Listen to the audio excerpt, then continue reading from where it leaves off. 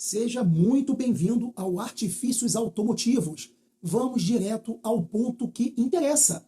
Você comprou um carro elétrico ou híbrido nos últimos 2 anos e está rodando aí crente que está blindado contra o futuro, correto?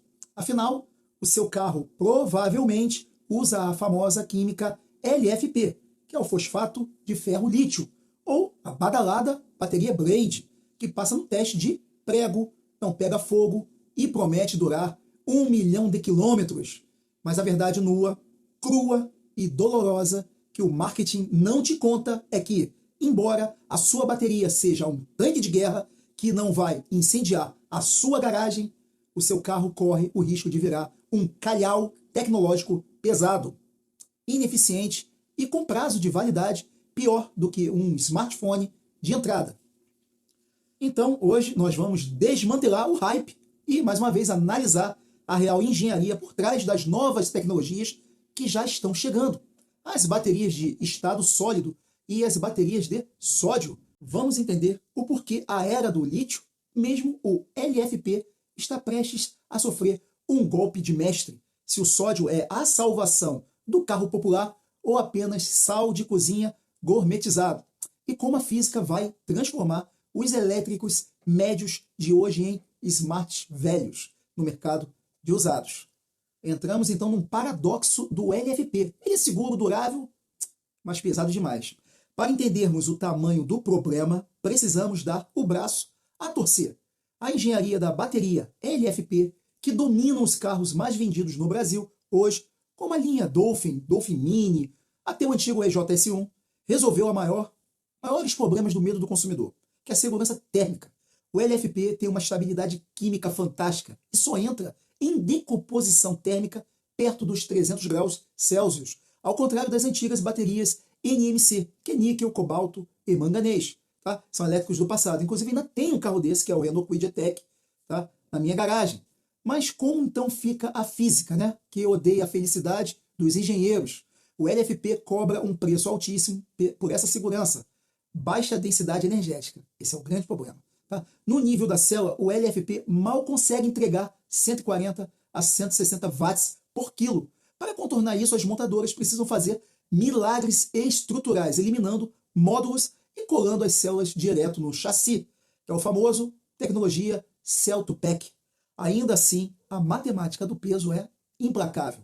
Para entregar, então, uma autonomia minimamente decente, que fica ali entre os 300 a 400 quilômetros de autonomia, você é obrigado a carregar um tijolão de quase meia tonelada de ferro e lítio debaixo do assoalho. Então você está gastando energia para transportar o próprio peso da bateria.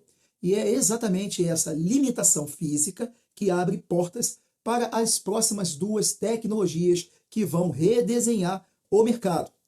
Vamos começar então pela bateria de sódio, a morte definitiva do carro 1.0 a combustão.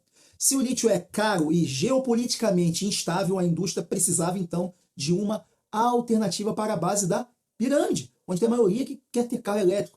E aí entra o sódio, sim, primo irmão do sal de cozinha. As químicas das baterias de íons de sódio é conceitualmente idêntica às íons de lítio.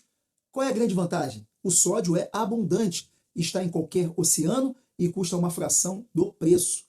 Além disso, as baterias de sódio são ainda mais tolerantes às temperaturas extremas e podem ser transportadas totalmente descarregadas, com tensão zero, eliminando então qualquer risco logístico. Vocês sabiam disso? Pode zerar a bateria. Ah, mas a densidade do sódio é menor do que o LFP.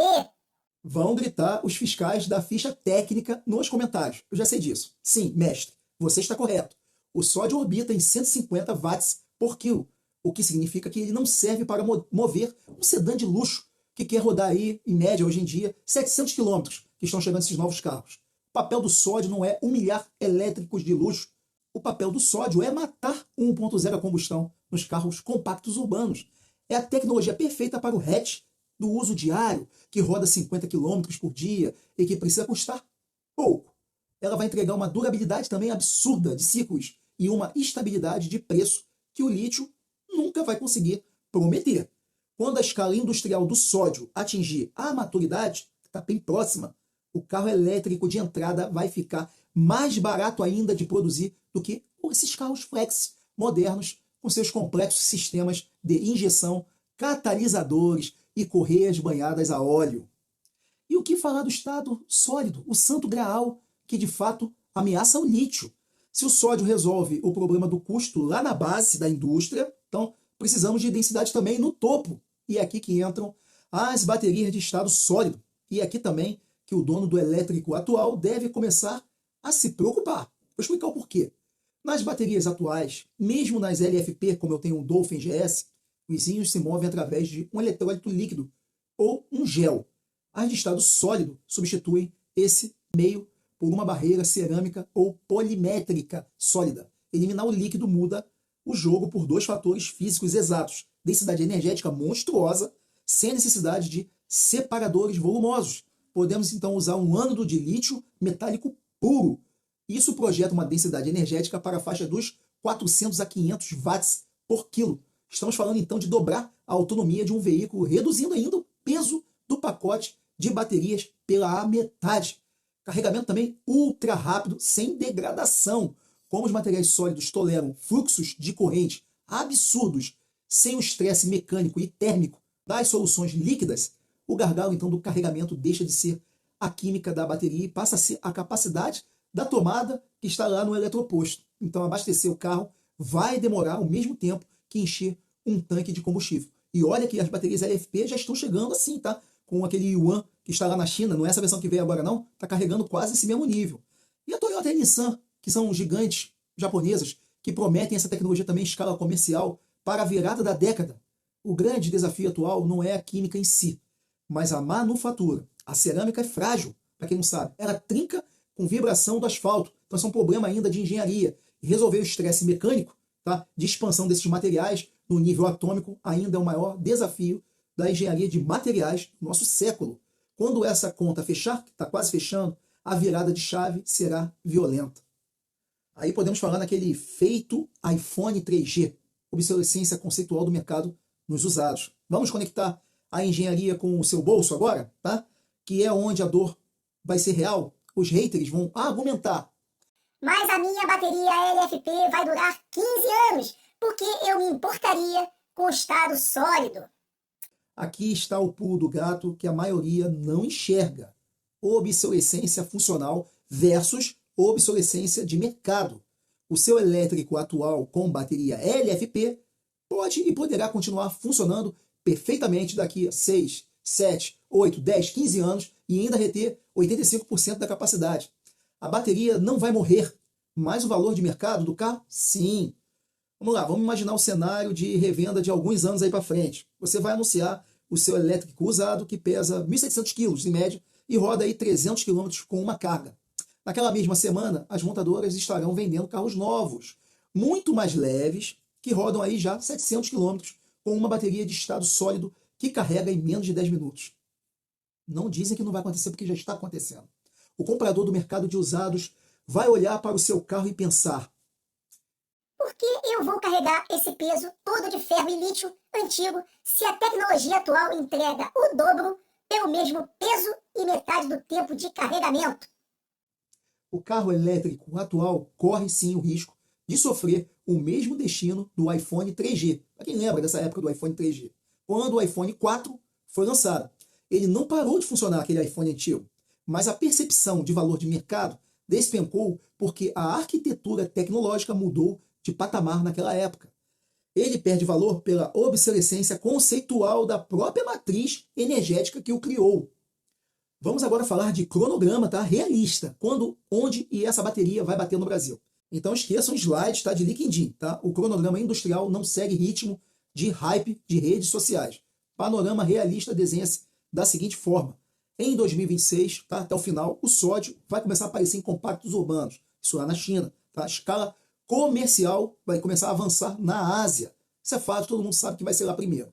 Em 2028, o sódio vai começar a dominar carros de entradas globais, vai começar a aparecer aqui até no Brasil, e frotas urbanas.